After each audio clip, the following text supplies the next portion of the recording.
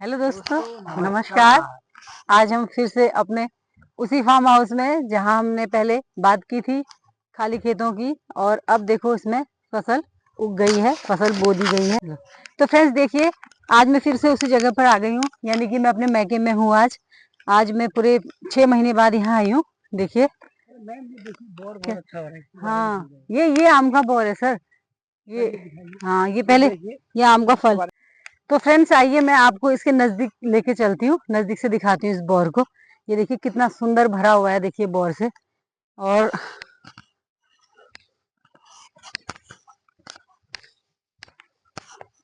ये देखो कमर तक गेहूं लगे हुए हैं। ये देखिए, आप लोग देख सकते हैं, ये देखिए कितना सुंदर लग रहा है ये।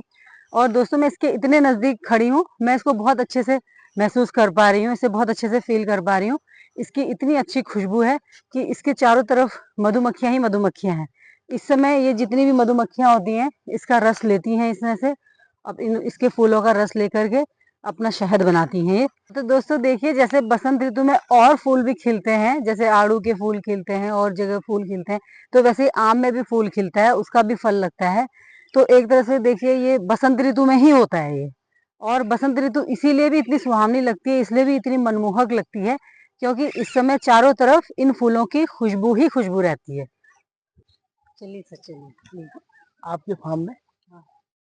वाह, तुम लोगों ने बचपन में खूब खेला यहाँ पे। बहुत ज्यादा खेला सर। और रोपाई भी करी है हमने तो। अरे हाँ, स्कूल नहीं जाते थे, स्कूल भी जाते थे। अच्छा, आपने बचपन में खूब खेती की है यहाँ पे। यहाँ खेती भी की है सर, और मतलब शौकिया करते थे हम, लेकिन अच्छा लगता था हमको। अच्छा, इसका मतलब पढ़ाई वढ़ाई नहीं करते थे? पढ़ाई तो बिल्कुल भी नहीं करते थे सर, हम बस इन्हीं खेतों में रहते थे।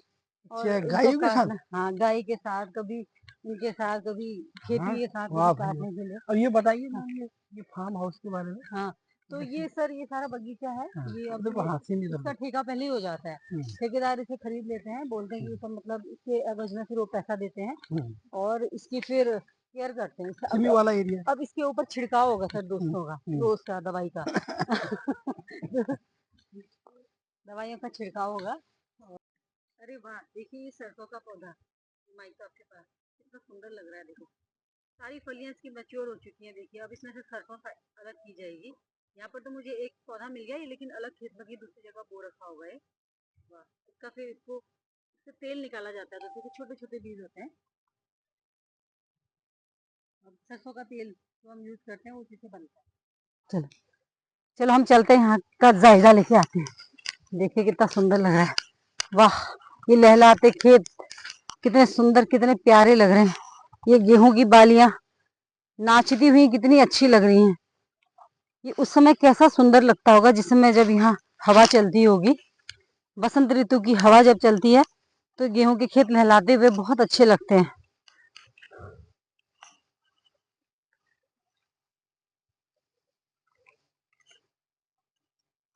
ये देखिए, वाह कितना सुंदर लग रहा है। और ये है लीची का पेड़, इसमें अभी फल नहीं आया है, लेकिन लास्ट ईयर इसमें फल आया था, इस बार नहीं आया है। अब नेक्स्ट ईयर आएगा। फिर भी लगा है कहीं कहीं कुछ तो आ रहा है।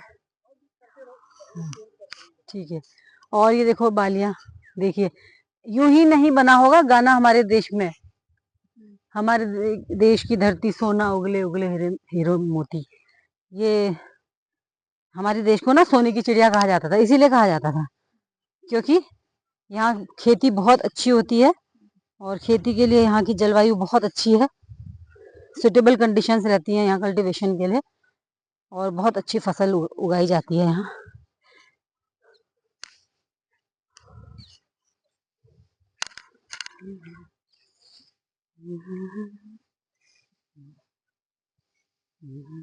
फ्रेंड्स आज तो मुझे अपना बचपन याद आ गया। इन बच्चों को देख करके तो मुझे अपने पहले वाले बचपन की याद आ गई है। हम लोग क्या करते थे, मैं आपको एक सच्चा किस्सा बताती हूँ।